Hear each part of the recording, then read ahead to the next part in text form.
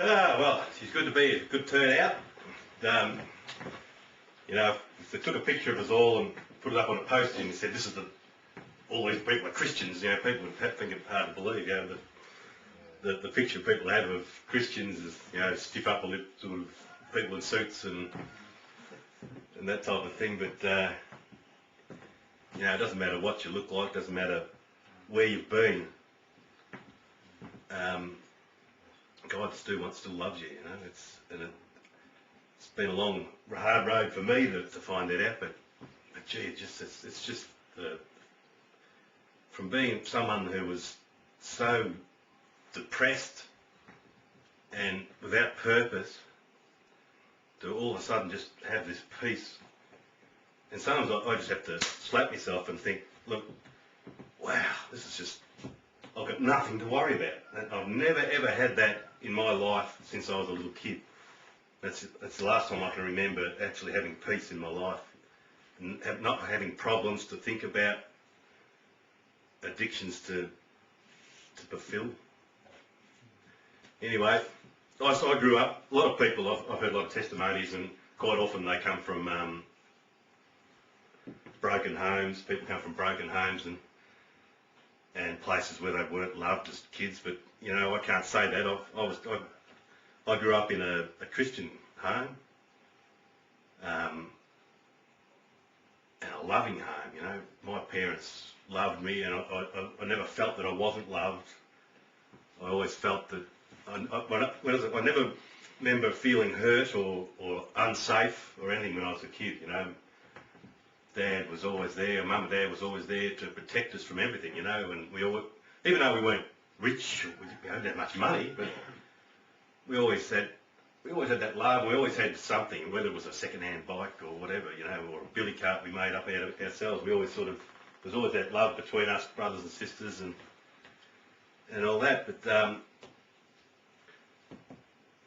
as I grew up, I had a fascination for, Dad used to smoke cigarettes, and I used to have a fascination for cigarettes, and I used to collect all these butts up, and in bed at night I'd stick my legs up, make a tent, and get pretending to smoke under the covers, you know, and stuff like that. And I'd pinch, Mum used to have a brandy bottle, I used to get into that a bit, and I remember I come from a little country town where the only entertainment in the country town really are the football, cricket club and the pub. The football and cricket club were pretty liberal with their grog, and you know, it wasn't hard to get a sip of grog and knock off a few cans here and there. Even as I remember, even in primary school, you know, year, we call it grade in Victoria, but it would have been, what, year 5 or something. I remember getting drunk at recess, you know, there'd be 5 or 6 of my mates that have our drinking parents, and they'd knock off a couple of bottles and take them to school, and we'd duck down there and into it and come back, and I loved it. Loved all that. I loved the feeling of it all. I loved the fact of doing something that you just weren't supposed to be doing. And it just went on from that. You know, when I was 16, I was a hardened drinker when I was 16. I'd be getting drunk every Friday, Saturday night, and sometimes in between. And I don't remember till I was 30-something ever being sober on a weekend. And a hell of a lot of days in between, you know. Footy training 2 nights a week, and what have you, what else, you know. And then it wasn't just the grog, it was the dope and whatever you can get your hands on, speed, magic mushrooms. We'd go off on adventures, and you know, we just the group that I was knocking around with just didn't seem to be the same as anyone else. We did things not by half measures. If we were going to have a drink, we'd buy an 18-gallon keg between 6 of us or something, and we'd just drink until we passed out, spewed up, and fell over, you know, and then smoked until we couldn't stand up, and there was no half measures. We'd go collecting magic mushrooms. We wouldn't make dainty cups of tea. We'd be in there grazing like eat 40 or 50 until then we'd just rush into the pub and see what sort of buzz we'd get, you know, and you'd go, it was just that sort of mentality. That was, you know, that we grew up in. dusty road, up to school you go. Don't be a bad boy, Johnny. Don't you slip up or play the fool. Oh no more, oh no more, I'll be your golden boy. I will obey every golden rule.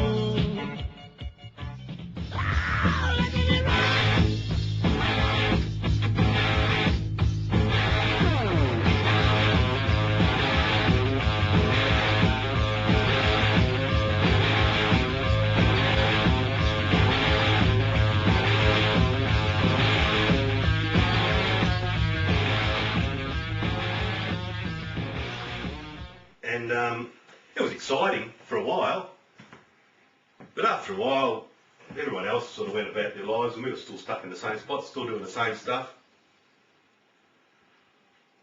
And there was something in me, you know. I'd wake up in the morning, because after a while I was losing most of the night. I couldn't remember. So half of my life I just can't remember. And then there'd be that niggling thing in the back of your head. Oh, what have I done? What have I done? What happened last night? Who have I offended? What have I said? What have I done? And that was just used to go on. It'd be a cycle, and I think, oh, a bit of a drink, and you'd be back into it again. And it was a terrible feeling. And it became, the more I did it, the older I got, the more oppressed I was. And then I'd get into deep oppressions. One night I went to a party, and a fella died. And I don't remember it. But I ended up getting accused of that bloke's murder, you know, and that hung over me for 3 years, where these people were accusing me. I couldn't defend myself, so I didn't know what happened, you know. Now that was a terrible feeling, you know. You can't remember what happened, and these people, what are they telling the truth? I don't think I'd do something like that, but do I know? You know, I don't know, sort of thing. You know, the hopelessness of it. Of drinking all the time. I wouldn't get out of bed sometimes until the pub was open. Just so I'd be bored otherwise. You know, I'd get that bored without something stimulant in me to keep me going. Me and a mate, I had a good mate on the mainland. We were drinking partners. We used to go off by ourselves and go up to all sorts of stuff. One night I remember we made a pact, me and him. We cut each other's thumbs. Right, we're blood brothers. We made a pact we were going to burn out before we were 30 years old. We were going to drink ourselves to death before we were 30 years old. And when that bloke went straight for a T intersection and smashed into a tree when he was 29, it sort of gave me a bit of a shock, but it wasn't enough shock, unfortunately, to bring me to my senses. After that, I moved over to Tassie about a year after that. I think most of the people around Bridport, around Lake Barlock, were getting pretty sick of me, I think, because I was just wallowing in it all and drinking, and Mum and Dad were scared of me. I'd come home ranting and raving and swearing in my sleep.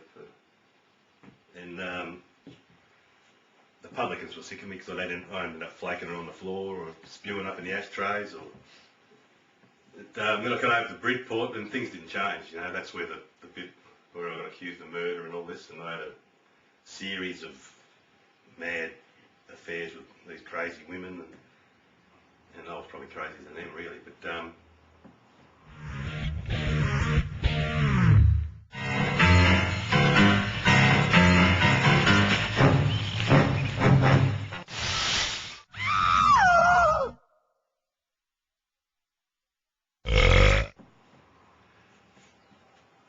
and it just went on and on and on.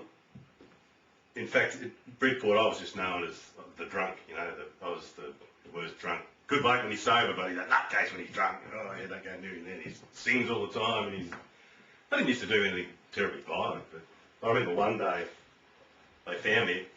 Oh, I picked you up last night, this bloke said, you were down the main street saying that I am the devil, and all this sort of rubbish, you know, and that really shook me, you know. Because I was brought up to believe in God, and I did believe in God still,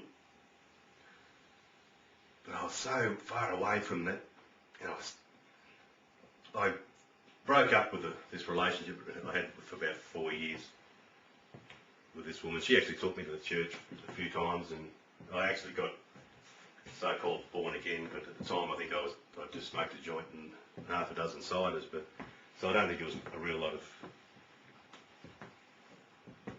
behind it. And I certainly didn't change my ways. I was living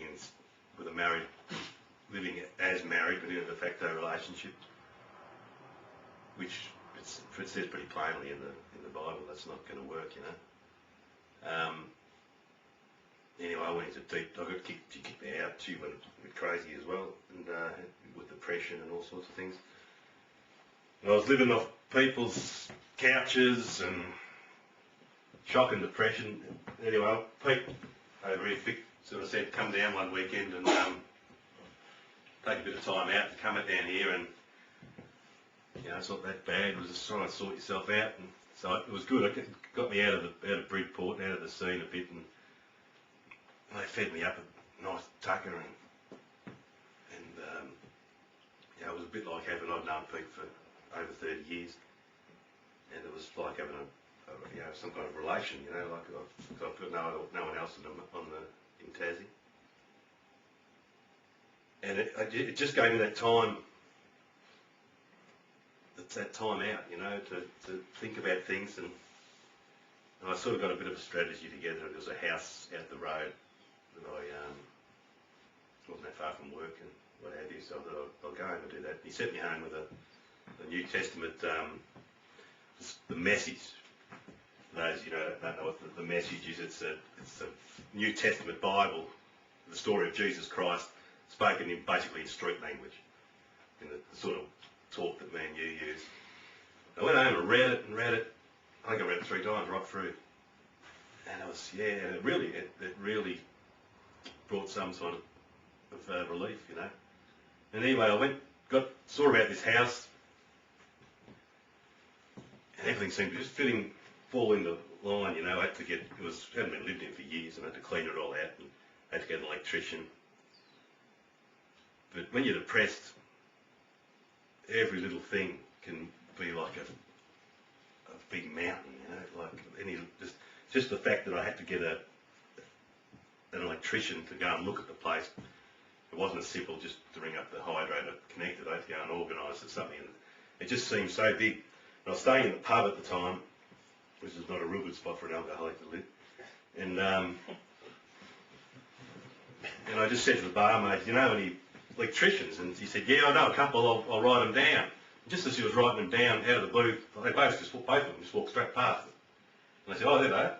They don't normally come in, but there they are. I said, oh, can you do that? Yep, be there at 7 o'clock in the morning. Bang, it's all done. I was in there, set up within a week, had power, and it was just a relief to have somewhere of me that I could be by myself, you know. Been living on people's doorsteps and putting people out, you know, and then I started, there was a few setbacks there, like, I mean, I was still drinking heavily, and I couldn't hold down a job. I just couldn't think. I was still depressed, and I couldn't go to work. Everything was going wrong at work. I had a fellow come to stay with me who was even worse than I was, and that didn't help things for about a year. Things were up and down, but at least I had this spot, you know, it was my house, and I ended up giving up work, so I was unemployed. And I just thought, right, I got rid of this fella off my couch. He'd been there for 12 months holding me back. Help from Pete again. He was sort of a mutual friend. Pete come and saved me. Saved the day. I left a message on his answering machine that went along these lines. I said, Pete, come and get Nicky or I'm going to kill him. Basically, that was about it. And so Pete come to the rescue and found him a house to live away from me. And so from then on I started going to church at the Hilltop in Scottsdale there, which I sort of enjoyed it. But I didn't really feel a real connection with the people. They weren't really my type of people, I didn't think. And I went for a few times, and then Pete rang up again out of the blue and said, look, I'm going to the church at Winnaleah. Would you like to come down? It's sort of about halfway between where we both of us live. And I thought, that'd be good. I'll get to catch up with them. And I went there, and immediately I introduced to a couple of blokes, and I really got a connection with, you know. There was a fellow, John Shaw, who'd been an alcoholic and he'd smoked 90 cigarettes a day and all this sort of thing, and he was a muso, which I could relate to, and it just, everyone there, it just seemed right, you know. Even though I was still going there, and as soon as church had finished, I'd just nip back out again and before I had to talk to anyone and all that. After a couple of weeks, the pastor sort of said, is there anybody who's never has never taken Jesus as his Lord and Saviour, made a commitment to God? And I thought, well, you know, this is it. I had a prompting. Somebody said, look, get up there and do it. You know, what do you got? There's nothing holding you back. You're living by yourself. That's all. You know, you've got to look after yourself now. And just, it seemed the right thing to do. So I got up there and said, it's a simple prayer. It's just basically, you know, people make a big thing about it. But all it is basically, you're saying, Lord, I believe that you are the Son of God, and you walked this earth in the flesh. You died and rose from the dead. And Lord, can you please forgive me for my sins? And that's basically it. And you know, I take you as my Lord and Saviour. And I said it and meant it. And as soon as I said it, these stream of things just coming out of my eyes. It was incredible. I thought, wow, what's happened here? I actually felt something physically happen to me. And it was like something like that, like a, wow, what's going on here? This is actually happening, physically happening to me. And anyway, a couple of weeks sort of went by, and I was still very hurt about this woman and about things that are going on. I was unemployed and everything was a problem. And one day I was just out in the front yard and playing around, humming around, doing a bit of jig, you know. What's going on? All of a sudden I stopped and went, wow, what's going on here? What's going on? And I felt this smile go to my face. And all of a sudden I felt, wow, I don't feel hurt anymore. I feel as if there's something's being lifted off me. It was just it'd probably been coming on for the last couple of days, but all of a sudden I just, wow, this is all right. Maybe there is a bit of a light at the end of the tunnel, you know. There was just something happened that day, and I remember laughing to myself and thinking, whoa, this is different, and this is encouraging. So I kept on going to church, and then slowly I started to stop afterwards for a cup of coffee. We got to know the people a bit better, but I was still having a joint before I went to church and all sorts of things. You know, I had one for the trip. And with a couple of beers in the pub after I finished, but I was still smoking dope pretty heavy, and all of a sudden it just stopped working on me. The dope wasn't getting me stoned. All it was doing was making me chest. I just couldn't breathe. It was getting worse and worse. All it was doing was make me eat twice as much as I should, and that's basically about it. Make me cough my head off. And so it got really bad, and I was smoking. I've been smoking since I was 4 years old, like pinching down cigarettes and all that. So I've been smoking White Ox for a long time, and heaps of joints. I'd go to work, have one before I got up, have one through the night usually. Get up, have one for breakfast, roll at least 3 for the day at work, and or I thought I just wouldn't feel like going to work otherwise. I'd find it that boring. I couldn't even talk to people without a joint me. And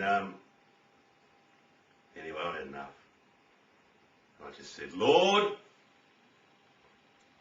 I've had enough. Just take this addiction from marijuana away. Next morning, I didn't feel like a joint. The next day, when I got back from work, because I thought that's when it'll happen, you know, get back, and I used to be by yourself, and you sort of, it was like a crutch. You'd sort of have a take on while you watch a telly or something. And no, I didn't feel it at all.